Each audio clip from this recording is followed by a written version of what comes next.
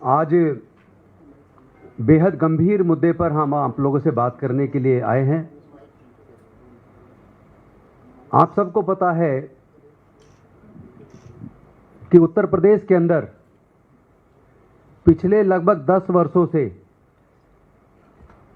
दलितों के ऊपर क्रूरतम शारीरिक हमले हुए हैं,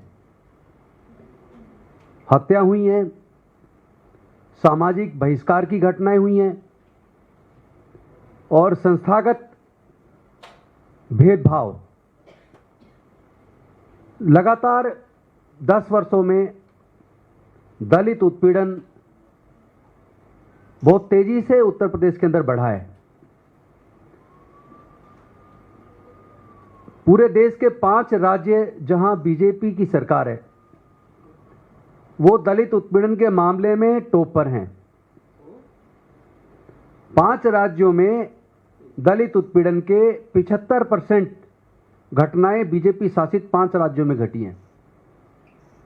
उनमें से अकेले उत्तर प्रदेश के अंदर 26.2% दलित उत्पीड़न की घटनाएं उत्तर प्रदेश में हुई है और ये एनसीआरबी का डाटा है, कोई मेरा बनाया हुआ डाटा नहीं है।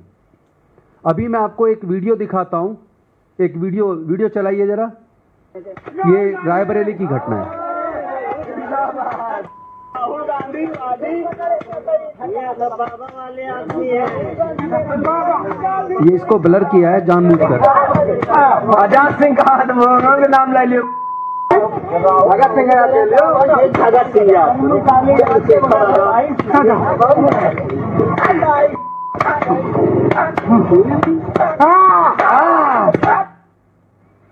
आपने ये वीडियो देखा होगा। जैसे ही उसको बुरी तरह चारों तरफ से लोग पीट रहे हैं हमलावर, तो वो व्यक्ति राहुल गांधी जी का नाम लेता है, तो वो सभी लोग उसको मजाक उड़ाते, कहते हो राहुल गांधीवादी, लेकिन यहां तो सब बाबावादी हैं। तो क्या बाबावादी इस उत्तर प्रदेश के अंदर यहां की सरकार का इस देश के संविधान में और कानून में भरोसा नहीं है? क्या उत्तर प्रदेश के अंदर अब न्यायालयों की, जांच एजेंसियों की, पुलिस की कोई जरूरत नहीं है? क्या वहां दरिंदों को, खुलेआम लोगों की हत्या करने की छूट दे दी गई है?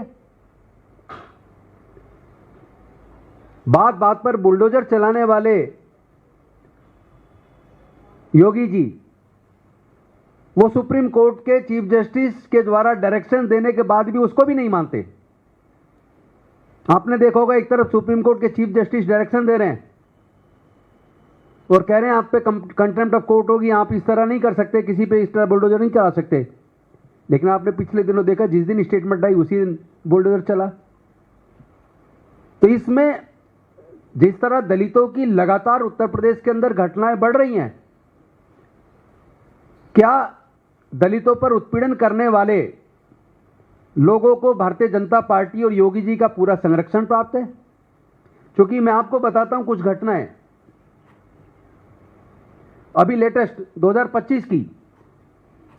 एक तो ये रायबरेली की घटना तो अभी 2 और 3 की रात की है।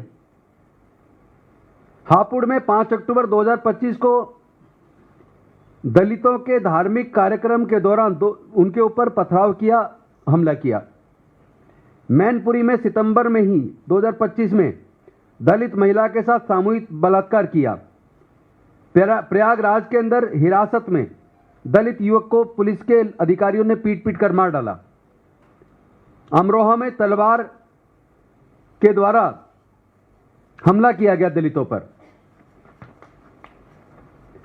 प्रयागराज के अंदर अप्रैल 2025 में एक दलित युवक की हत्या करी और सबको जला दिया। एटा में शादी के ऊपर दबंगों ने दलित परिवार की शादी पे हमला किया और दूल्हे सहित लोगों को घायल किया। मुरादाबाद में मार्च 2025 में 14 वर्षीय दलित लड़की के साथ सामूहिक बलात्कार। अयोध्या में फरवरी 2025 में एक दलित परिवार की बेटी का निर्वस्त्र शव मिला और आंखें फोड़ दी गई। मेरठ में दलित बारात पर हमला मार्च 2025 में। Citizen for justice and peace की रिपोर्ट के अनुसार उत्तर प्रदेश में दलित विरोधी घटनाएं बढ़ी हैं। तो एक तरफ दलितों का लगातार बारात पे हमले, दलित बेटियों के साथ सामूहिक बलात्कार करके हत्या, दलित युवाओं की खुलेआम हत्या, और साथ ही साथ उनको दूसरे तरीके से भी अपमानित किया जा रहा है। जब वो पुलिस के पास कार्रवाई के लिए जाते हैं तो पुलिस कोई कार्रवाई नहीं करती, संस्थागत भेदभाव हो रहा है। और दूसरी तरफ इस तरह की भी घटनाएं आ रही हैं कि डॉक्टर बाबा साहेब अम्बेडकर, जिसको दलित समाज के लोग अपना भगवान मानते हैं, लगातार उत्तर प्रदेश के अंदर डॉक्टर बाबा साहेब अम्बेडकर जी की मूर्तियों को तोड़ना, तथागत गौतम बुद्ध की मूर्तियों को तोड़ना, उन पे कालिख लगाना, यानी उस समाज को कई प्रकार से अपमानित व प्रताड़ित करने की घटनाएं लगातार उत्तर प्रदेश के अंदर बढ़ी हैं। तो सवाल यह है कि खुलेआम जिस तरह उत्तर प्रदेश के अंदर दलितों की खुलेआम दिन दहाड़े हत्या की जा रही है, मॉब लिंचिंग की जा रही है, क्या उत्तर प्रदेश की सरकार कानून व्यवस्था में पूरी तरह विफल हो गई है? क्या योगी जी ने ऐसे दरिंदों को खुली छूट दे दी है? क्या इन दरिंदों को योगी जी का संरक्षण प्राप्त है? क्या योगी जी की सरकार को और उनके गुंडों को कानून के ऊपर, संविधान के ऊपर भरोसा नहीं है? क्या उत्तर प्रदेश में न्यायालयों की भी जरूरत नहीं है? क्या बिना किसी जांच के किसी को एट साइट सजा देने के लिए खुली छूट दरिंदों को दे दी गई है? इन सवालों का जवाब उत्तर प्रदेश की सरकार को देना पड़ेगा।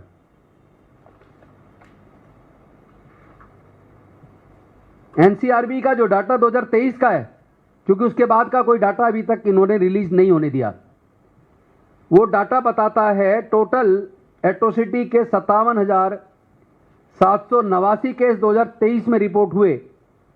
उनमें से अकेले उत्तर प्रदेश के अंदर 15,130 यानी कि 26.2% केस रजिस्टर्ड हुए।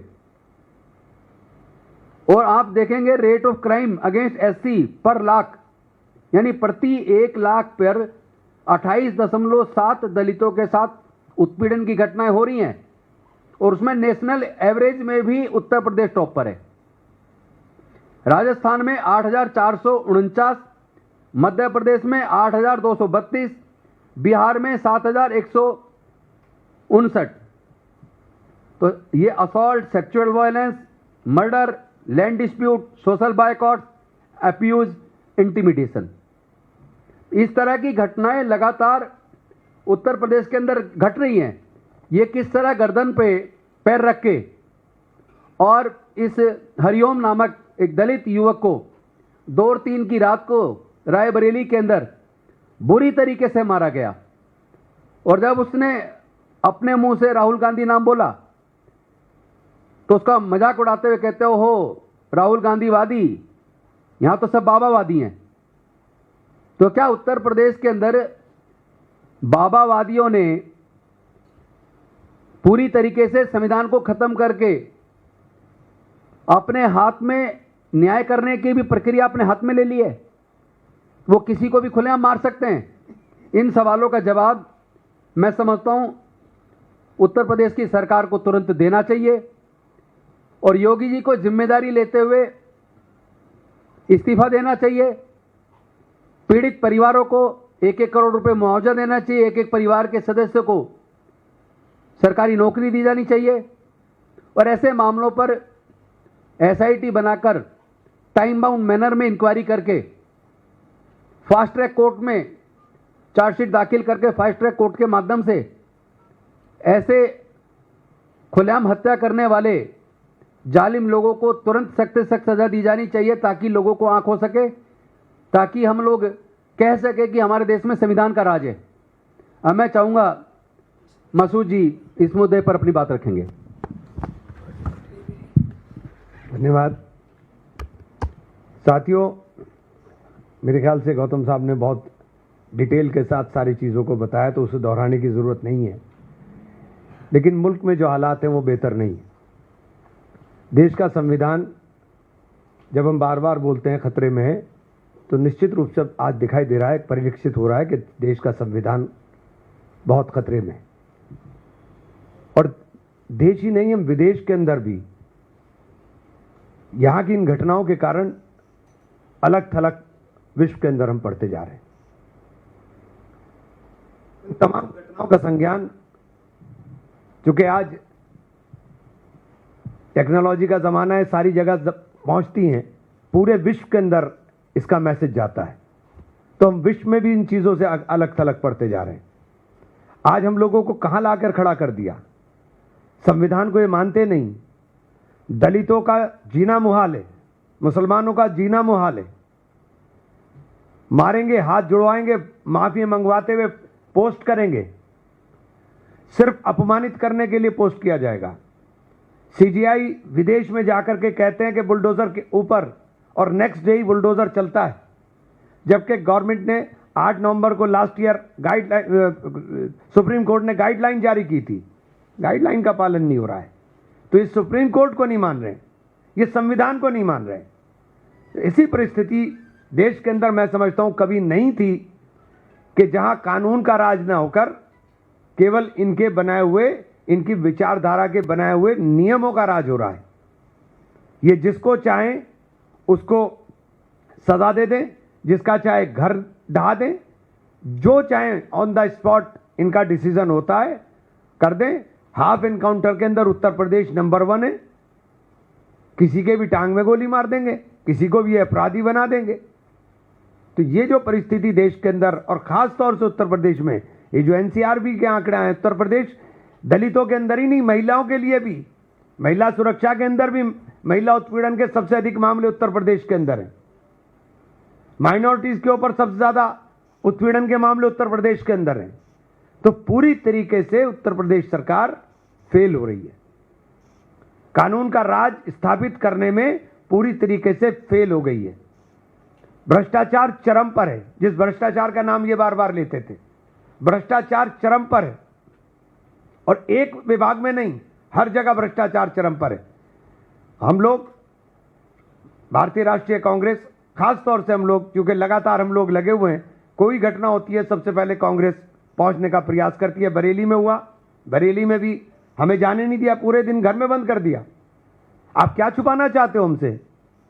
2800 लोगों को आपने नामजद कर दिया। जिस जगह वीडियो दिखाए जा रहे हैं, आप बता रहे हो दंगाई दंगाई दंगाई क्या थे? आप पोस्टर लेने पर हाथ तोड़ रहे हो, पैर तोड़ रहे हो, गोली मार रहे हो, और सड़कों पर उत्पात मचाने वालों को समझा बुझा रहे हो।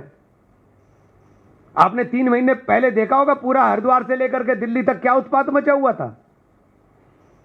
फतेहपुर के अंदर आप दरगाह के अंदर घुस करके आपका जिला अध्यक्ष कब्र पे खड़े होकर के हंगामा कर रहा है, और उसके बाद भी आप समझाने बुझाने की बात कर रहे हो। सारे वीडियो हैं, सारे फुटेज है, कहीं आपकी लाठी नहीं चलती। लाठी आपकी जाति और धर्म देखकर चल रही है। और उत्तर प्रदेश के अंदर खास तौर से, है तो पूरे देश में, लेकिन खास तौर से उत्तर प्रदेश के अंदर मुसलमान का और दलित का जीना मुहाल हो गया। धन्यवाद साथियों। कल वहाँ हमारे अमेठी के सांसद केएल शर्मा जी ने भी पीड़ित परिवार से मिलके, और राहुल गांधी जी ने भी पीड़ित परिवार से बात की। आज उत्तर प्रदेश के हमारे अध्यक्ष अजय राय जी भी पीड़ित परिवार से मिल के आए हैं, और हम यूपी में तमाम होने वाली इन दलित उत्पीड़न की घटनाओं के ऊपर बहुत जल्द अपने कुछ सांसद और अपने एक टीम बनाकर, फैक्ट फाइंडिंग एक टीम बनाकर पूरी विस्तार से इस तरह की घटनाओं की जांच करेंगे, और एक रिपोर्ट भी उसकी हम जारी करेंगे।